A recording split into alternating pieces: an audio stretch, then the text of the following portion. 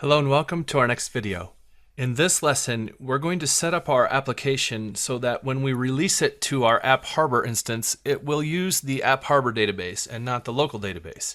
So if you've been following to this point, we set up all of our authentication either through the application itself or through a Facebook external login, and it's currently storing the data locally. And we need to make sure that when we push this out to AppHarbor, it doesn't store the data locally because that won't work anymore. It has to store it at the AppHarbor publicly accessible database. So what we're going to do is we're actually going to modify some settings in our web config. Now this is our first chance to really do some stuff on our side of the equation where we're going to be modifying a little bit of how our application functions. So what I'm going to do is I'm going to unpin this here for the Server Explorer to give us a little more room, and I'm going to unpin the Solution Explorer as well. And in the Solution Explorer, I want to open up web config, and I want to open up web.release.config. So unfortunately, web.debug.config, which you would think would be the intuitive place to put stuff for debug, doesn't transform like it's supposed to. And so it won't actually work locally if we use the web debug config. So what we're going to do is we're going to put the debug settings or our testing application environment settings right in the web config itself, and then we'll use a transformation to replace.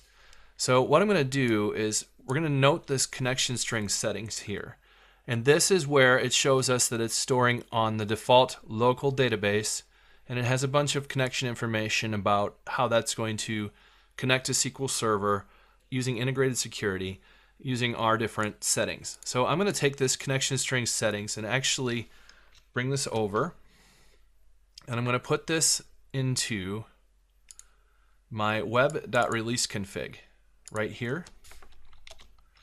And what I'm going to do on this default connection is I'm going to say xdt colon, and actually I need to put a space there, or otherwise I'm going to overwrite connection string, which would be bad. So xdt colon transform, and I'm going to put replace. I'm going to save that.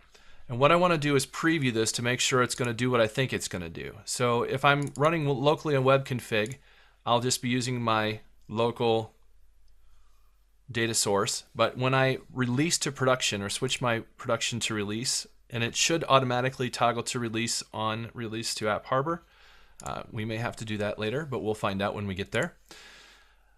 What should happen when we release into the release environment is this default connection should be replaced, and it should be able to look like this. So we're going to right click and select preview transform, and note that default connection here gets changed to what we have in the other web config. Now we need to set that up to wire up to AppHarbor, but also note it's going to take out the compilation debug is true, which we want to happen when we're releasing into production anyway. So that's good.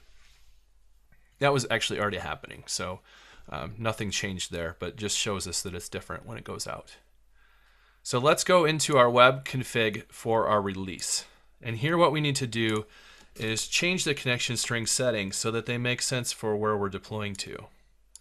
So just to make this a little easier, I'm going to go ahead and do that.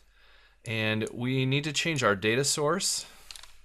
We're not going to be attaching a DB file name anymore, so we can get rid of this entire thing.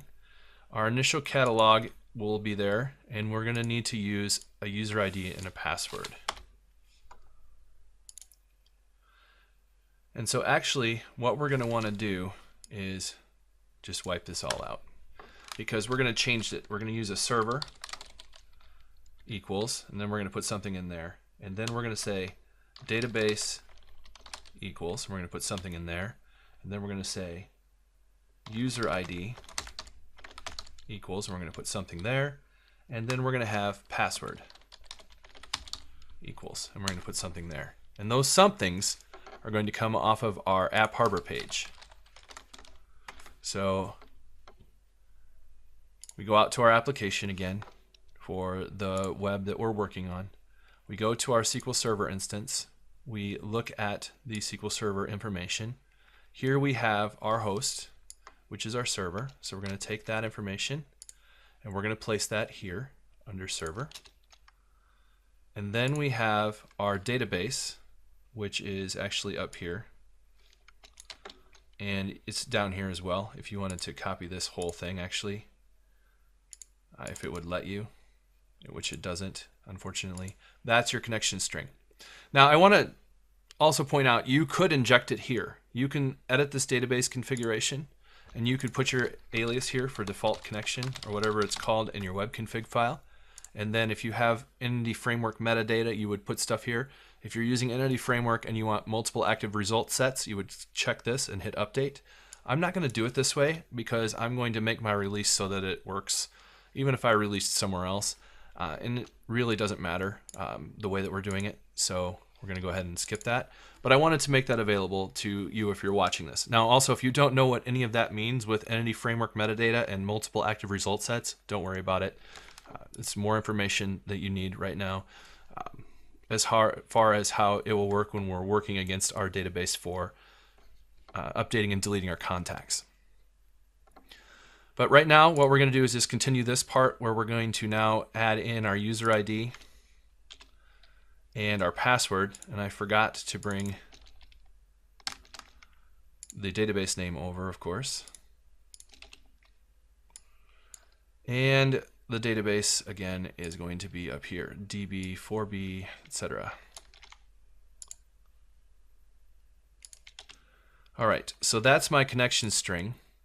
And that connects me to my AppHarbor database, but it's only going to run that way when I'm working in the release mode. Right now I'm in debug mode. So let's go ahead and hit F5. Actually, first, let's go ahead and make sure that it's injecting the way that we think it's going to by looking at the file in our Solution Explorer, right-clicking, selecting Preview. We see now that our server information seems to be injecting correctly, replacing the local DB. So we're good there. Let's run locally. And then we'll log in, make sure that it's still working locally against our local database. We haven't done anything on AppHarbor yet, so it still knows who I am, so we're good to go. Now, the unfortunate part of this is that we're not ready to test that our page is wired up correctly as far as the default connection goes when we release. We have to do a couple other things to get our Facebook ready to respond for when we actually push to a different URL than our local host. So we're going to do that next, and then we'll come back and make sure that we get the entire thing working by the end of the section. Thank you very much, and we'll see you next time.